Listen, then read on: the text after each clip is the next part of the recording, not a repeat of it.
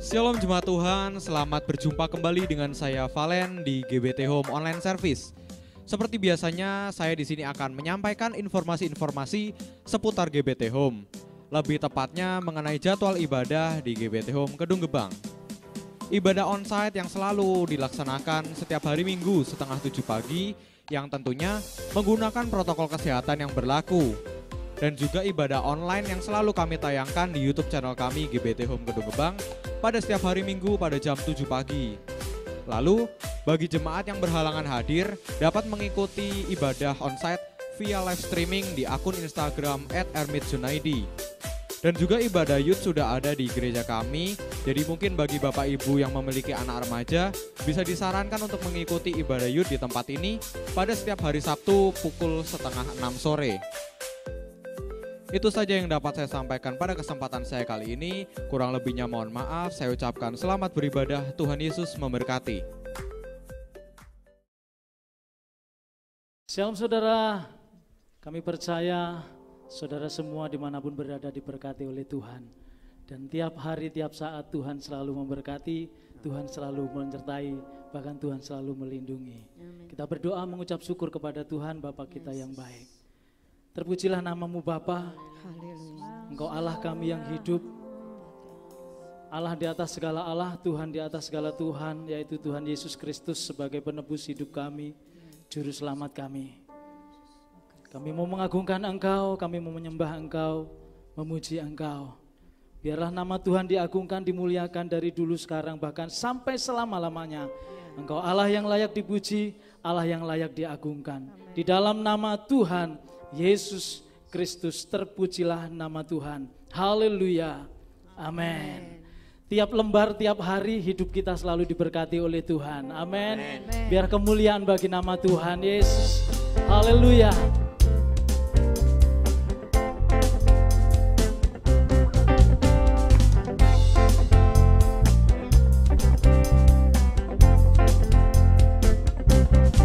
Tiap lembar hidup kami diwarnai dengan kasih Yesus. Hidup jadi penuh makna karena Kau selalu di sisiku. Bersamamu ku tak gentar menghadapi liku hidup ini. Di sayapmu ku berlindung dari segala mara bahaya. Aku jatuh cinta kepadamu Yesus, yang beri kekuatan kemenangan. Cinta dan kasih-Mu menjadi pelita dan dalam langkahku. Aku jatuh cinta kepadamu Yesus, yang selalu setia di pihakku. Di dalam tangan-Mu ku serahkan hidupku saat ini dan selamanya. Tiap lembar hidup kami diwarnai dengan kasih Yesus. Hidup jadi penuh makna karena Kau selalu di sisiku. Bersamamu ku tak gentar menghadapi liku hidup ini. Di sayapmu ku berlindung dari segala mara bahaya. Biarkanlah aku jatuh cinta Tuhan. Aku jatuh cinta kepadamu Yesus, yang beri kekuatan kemenangan. Cinta dan kasih-Mu menjadi pelita dan terang dalam langkahku. Aku jatuh cinta kepadamu Yesus, yang selalu setia di pihakku. Di dalam tangan-Mu ku serahkan hidupku saat ini dan selamanya. Katakan, aku jatuh cinta. Aku jatuh cinta kepadamu Yesus, yang beri kekuatan kemenangan. Cinta dan kasih-Mu menjadi pelita dan terang dalam langkahku. Aku jatuh cinta kepadamu Yesus, yang selalu setia di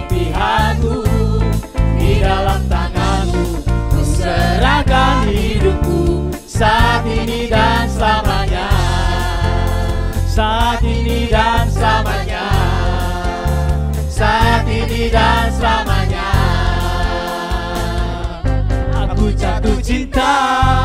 Yes, haleluya. Biar tiap hari kita terus akan jatuh cinta kepada Tuhan. Amin. Terima kasih Tuhan. Dan saat ini kami mau berikan kemuliaan, hormat dan pujian hanya bagi-Mu. Sebab hanya Engkau yang termulia di dalam hidup kami Tuhan. Terima kasih Bapa.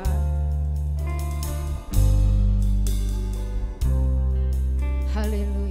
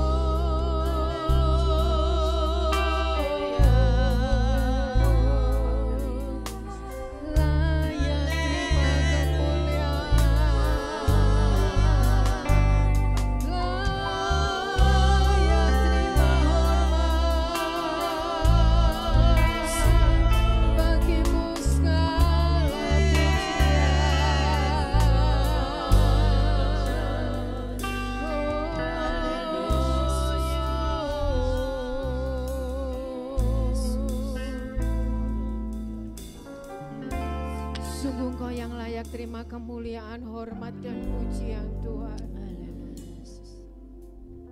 Sebab Engkau Allah, Engkau Tuhan, dan hanya satu-satunya di dalam hidup kami. Terima kasih Tuhan. Terima kasih Yesus. Kemuliaan, hormat, pujian hanya bagi-Mu Bapa. Terpuji nama-Mu Tuhan. Siapkan hati kami untuk kebenaran firman-Mu. Biar hati kami menjadi tanah yang subur, agar benih-benih firman-Mu itu bertumbuh dan berbuah di dalam hidup kami. Dan kami boleh memancarkan kemuliaan dan kebesaran-Mu Tuhan. Terima kasih Bapa. Urapi hamba-Mu yang menyampaikan, urapi setiap umat-Mu yang mendengar Tuhan. Terpujilah nama-Mu, kemuliaan, hormat, pujian, dan syukur kami persembahkan bagi-Mu Tuhan. Di dalam nama Tuhan Yesus, kami berikan syukur kami, dan kami siap mendengar firman-Mu. Haleluya. Amin.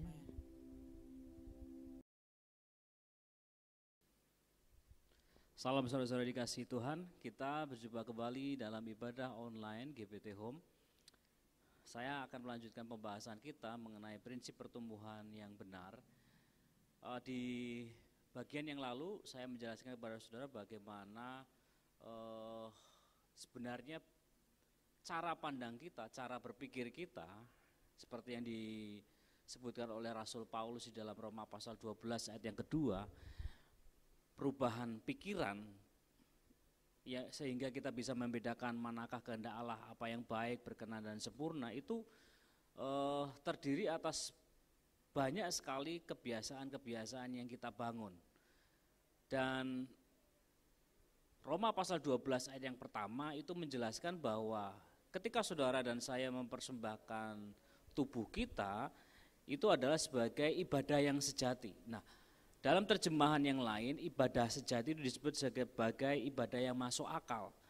Nah, saudara-saudara, kalau saudara dan saya sudah mulai belajar untuk bisa membedakan mana yang baik, berkenan, yang sempurna, itu adalah proses di mana kita sedang bertumbuh menuju ke arah yang benar. Dan saudara-saudara, Rasul Paulus juga memberikan gambaran yang serupa dengan apa yang dimaksudkan oleh Rasul Paulus ini.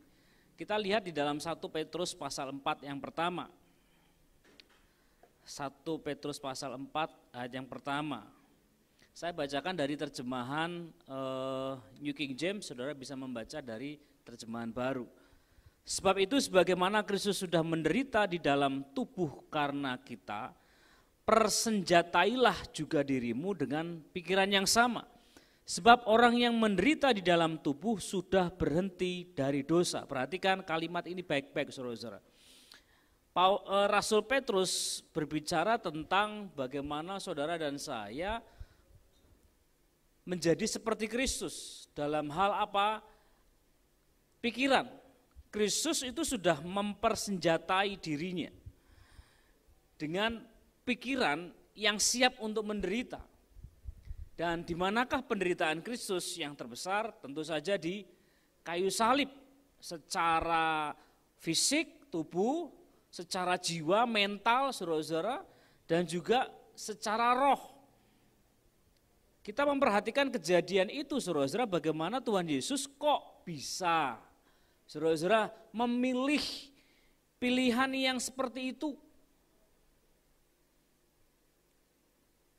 Dan kita mau mencoba untuk mengaplikasikannya di dalam hidup saudara dan saya, hidup kita saat ini sebagai murid Kristus. Perhatikan nasihat Rasul Petrus ini. Jadi karena Kristus telah menderita penderitaan badani, kamu pun harus juga mempersenjatai dirimu dengan pikiran yang demikian. Karena barang siapa telah menderita penderitaan badani, ia telah berhenti berbuat dosa. Saudara-saudara yang dikasihi Tuhan, Kristus memberi teladan, memberi contoh kepada saudara dan saya bagaimana membuat pilihan yang bukan sekedar baik, bukan sekedar sempurna, baik, berkenan, tetapi ia sudah sampai kepada pilihan yang sempurna. Di mana saudara-saudara, pada waktu malam ketika ia akan disalib, di Taman Getsemani dia berdoa. Dia diperhadapkan kepada pilihan untuk mengikuti kehendak Bapa, kehendak yang sempurna. Apa kehendak Bapa? Supaya melalui kematian Tuhan Yesus, melalui korbannya Tuhan Yesus di atas kayu salib, dosa manusia ditebus. Bapa mengasihi manusia, tetapi tanpa ada penebusan dosa, ada korban yang menjadi penebusan dosa, pengganti dari dosa, maka saudara-saudara, kasih Allah itu tidak bisa diwujudkan. Karena Allah mengasihi, maka ia ingin menyelamatkan, tetapi caranya harus melalui kematiannya Kristus. Nah, Tuhan Yesus pun dia sebagai manusia. Tentu memiliki jiwa, perasaan, saudara-saudara. Kristus sudah mendapatkan gambaran bagaimana ia akan menderita, tetapi malam itu saudara-saudara, ia benar-benar akan menderita. Ia akan segera mengalami apa yang ia sudah tahu, tentang apa yang ia akan alami. Di atas kayu salib itu penderitaan puncaknya. Jadi saudara-saudara, Rasul Petrus memberi nasihat kepada saudara dan saya, supaya saudara dan saya itu siap menderita, siap membuat pilihan di mana saudara akan menderita, harus menderita untuk membuat pilihan. Pilihan yang apa? Bukan sekedar baik, bukan sekedar berkenan, tetapi pilihan yang sempurna. Saudara-saudara, jika berbicara tentang penderitaan, tentu ini hal yang relatif. Penderitaan saudara tidak sama dengan penderitaan saya, dan yang saya anggap berat belum tentu saudara juga anggap berat. Yang saudara anggap ringan bisa jadi buat saya sangat berat. Dan yang saya anggap berat, saudara-saudara, buat orang lain itu bisa jadi sangat berat, teramat berat. Jadi relatif. Ada orang yang menderita sakit selama beberapa hari, sakit gigi, saudara-saudara. Buat dia itu adalah penderitaan yang teramat berat. Ada pula orang yang sudah menderita sakit kanker, selama bertahun-tahun harus menjalani kemoterapi. Dia merasakan sakit di dalam sekujur tubuhnya setiap hari, selama bertahun-tahun. Yang satu menderita sakit gigi, dia mengalami penderitaan yang menurut dia sangat berat. Tetapi ada juga orang yang mengalami sakit selama bertahun-tahun, harus menjalani kemoterapi. Buat dia itu juga sangat berat, dan penderitaan itu relatif. Tetapi saudara-saudara, apapun penderitaan terberat saudara dan saya, itu bukan tidak seberapa berat jika dibandingkan ketika saudara dan saya harus membuat pilihan. Bukan sekedar pilihan yang baik, tetapi pilihan yang berkenan. Perhatikan saudara-saudara, saat saudara harus membuat pilihan yang baik, penderitaan yang saudara alami tidak seberapa berat, tidak terasa begitu sakit. Ya saudara-saudara, saudara mungkin sedang tidak suka dengan seseorang, dan orang ini sedang akan berpapasan dengan saudara di jalan. Saudara diperhadapkan kepada pilihan menyapa atau tidak. Menyapa itu kan baik, saudara-saudara. Nah, saudara pilihannya cuma itu. Tetapi ketika saudara diperhadapkan kepada pilihan mengampuni, rasa sakitnya bertambah. Benar saudara-saudara? Rasa sakitnya bertambah. Dan ketika saudara tidak hanya mengampuni, tetapi saudara juga memberkati orang yang menyakiti saudara, rasa sakitnya semakin bertambah. Dari baik, berkenan, sempurna. Ketika saudara dan saya belajar untuk mengerjakan kehendak Bapa, saudara-saudara, bukan sekedar baik, tetapi kita belajar untuk menjadi berkenan, kemudian sempurna. Rasa sakitnya berbeda. Perhatikan itu saudara-saudara. Tuhan Yesus harus membuat pilihan di mana dia harus mengalami penderitaan yang sangat besar. Apakah penderitaan jasmani, dia disiksa saudara-saudara, dipukuli, kemudian dicambuk sedemikian rupa saudara-saudara, sampai Nabi Yesaya menubuatkan bahwa Tuhan Yesus itu sama seperti domba yang keluh. Dia tidak ngomong apa-apa tentang penderitaannya. Dia dicambuk, dihina, dimaki saudara-saudara, bahkan diludahi, dipermalukan saudara-saudara. Dia tidak berkata apa-apa. Tuhan Yesus tidak mengeluh tentang penderitaan yang ia alami pada waktu itu. Ketika ia ada di jalan salib saudara-saudara, Via Dolorosa, saudara-saudara, dia juga disiksa sedemikian rupa sampai dia terjatuh saudara-saudara, sampai harus dibantu oleh Simon dari Kirene untuk mengangkat salibnya. Sudah sampai ke batas kemampuan tubuhnya untuk mengangkat salib. Tadinya dia sudah dicambuki sedemikian rupa saudara-saudara, tetapi Tuhan Yesus bisa bertahan. Kemudian akhirnya dia jatuh. Tetapi itu bukan penderitaan terberatnya Tuhan Yesus. Apakah dipermalukan itu penderitaannya Tuhan Yesus? Tidak. Yesus ini raja segala raja, Tuhan segala Tuhan, Tuhan semesta alam. Dia direndahkan sedemikian rupa, saudara-saudara, lebih rendah dari manusia, dari penjahat. Perlakuannya berbeda. Kedua penjahat yang ada di samping kanan dan kiri Tuhan Yesus, mereka tidak mengalami penyiksaan yang Yesus alami. Tuhan Yesus dipermalukan. Kedua penjahat itu saudara-saudara tidak dipermalukan. Yesus dipermalukan sedemikian rupa. Tetapi itu pun bukan penderitaan terberatnya Tuhan Yesus. Ketika ia di atas kayu salib saudara-saudara, dia dihina, diejek saudara-saudara. Kalau kamu itu Allah, turun saudara-saudara. Dan kemudian ketika ia merasa haus saudara-saudara, diberikan anggur asam saudara-saudara, itu pun saudara-saudara bukan penderitaan terbesarnya Tuhan Yesus. Tidak saudara-saudara. Penderitaan terbesarnya Tuhan Yesus adalah ketika ia harus berpisah untuk sementara waktu dengan Bapa.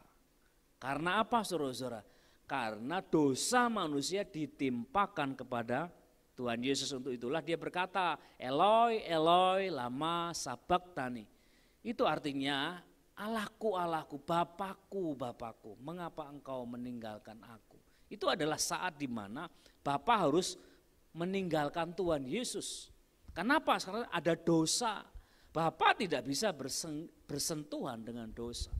Perhatikan saudara-saudara, salib itu metode penyiksaan yang dirancang oleh bangsa Roma untuk membuat orang ini menderita sampai mati.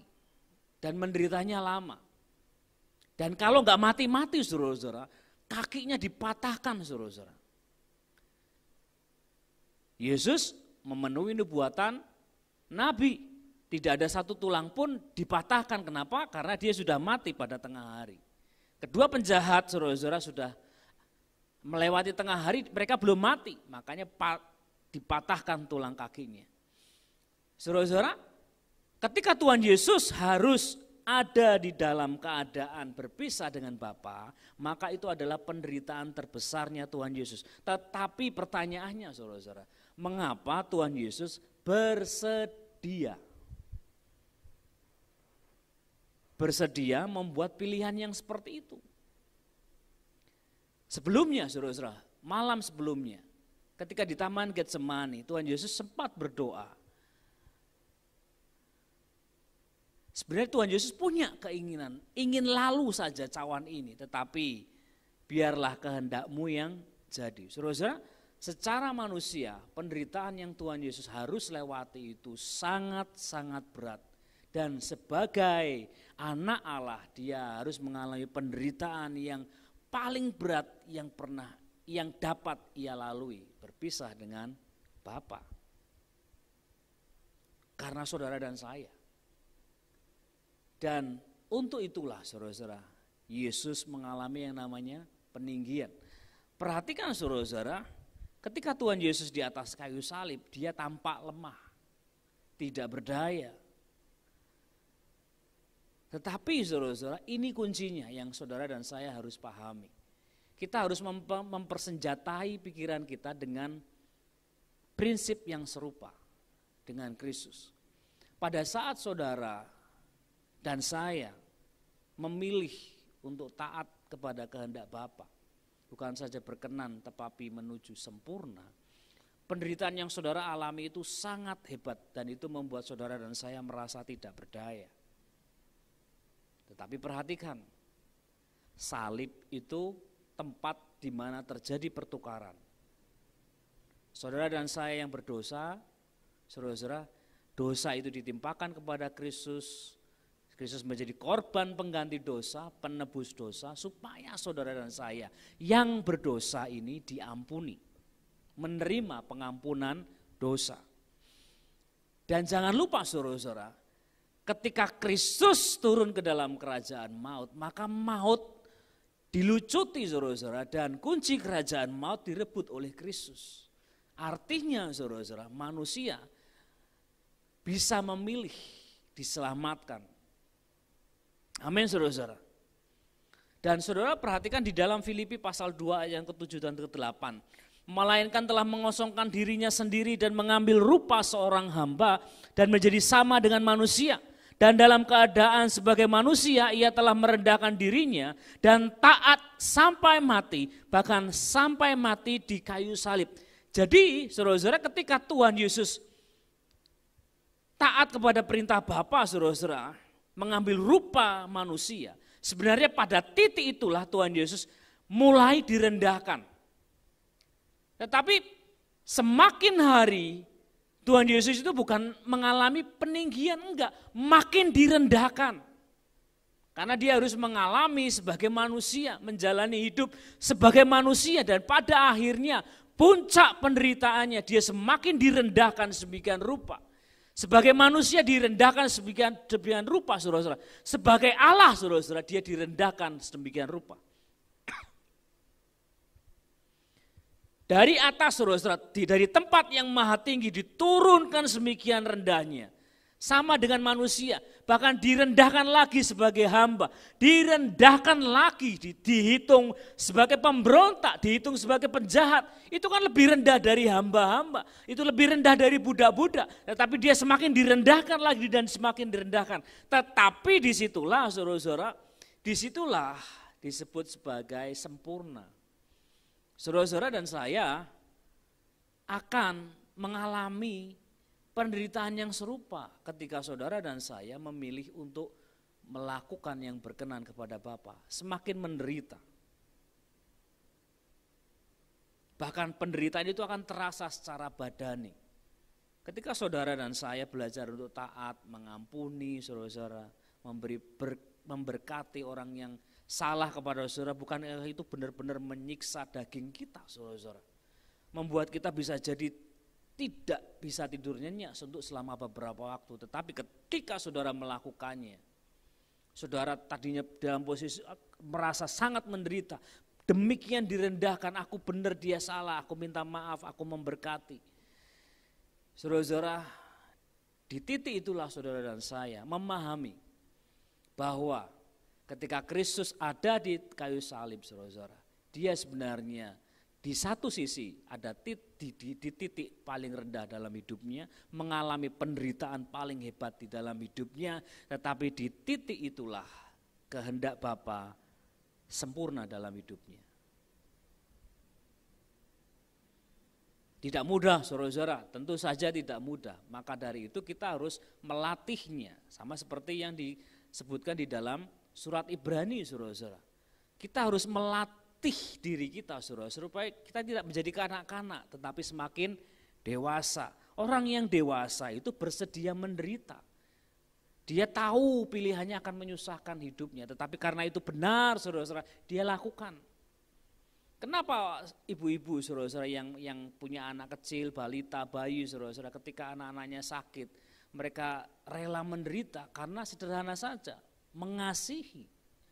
Jadi saudara-saudara, kasih itu terwujud ketika saudara dan saya rela menderita. Demi apa saudara-saudara? Kehendak Bapa itu terjadi dalam hidup saudara dan saya.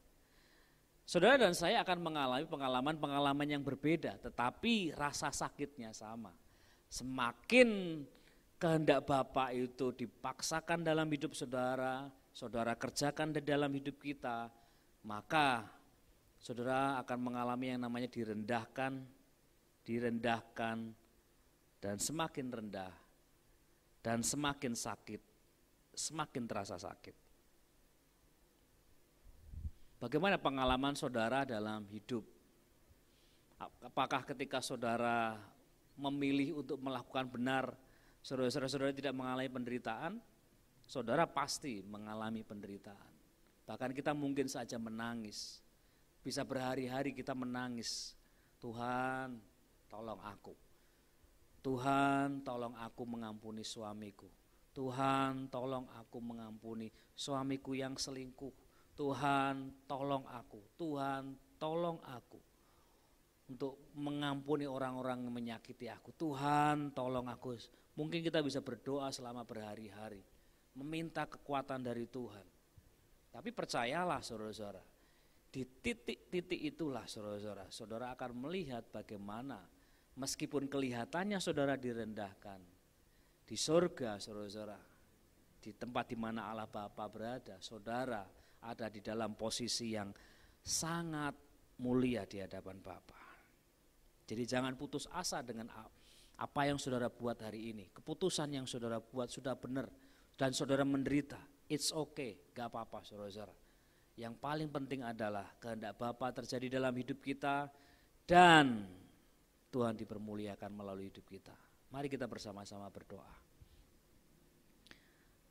Terima kasih Tuhan, kami mengucap syukur buat saat ini. Biarlah kami mempersenjatai pikiran kami dengan pikiran yang serupa dengan yang dimiliki Kristus. Bahwa meskipun Kristus harus mengalami penderitaan sedemikian rupa, jasmani, jiwani maupun secara roh, ia harus menderita dan direndahkan. Tetapi kami mau belajar sama seperti Kristus, meneladani Kristus, supaya kehendak Bapa itu terjadi di dalam hidup setiap kami. Memberkati jemaat Tuhan dimanapun berada yang saat ini menyaksikan, mendengarkan tayangan ini, apapun yang mereka saat ini sedang alami ataupun mereka saat ini sedang mengalami pergumulan yang sangat berat yang membuat mereka sangat menderita karena harus memilih. Tuhan Roh Kudus menolong mereka untuk membuat pilihan yang berkenan kepada Tuhan, sempurna di hadapan Bapa. Terima kasih Tuhan, terima kasih memberkati kami semua. Tuhan menguatkan kami semua. Di dalam nama Tuhan Yesus Kristus kami berdoa dan mengucap syukur. Haleluya. Amin.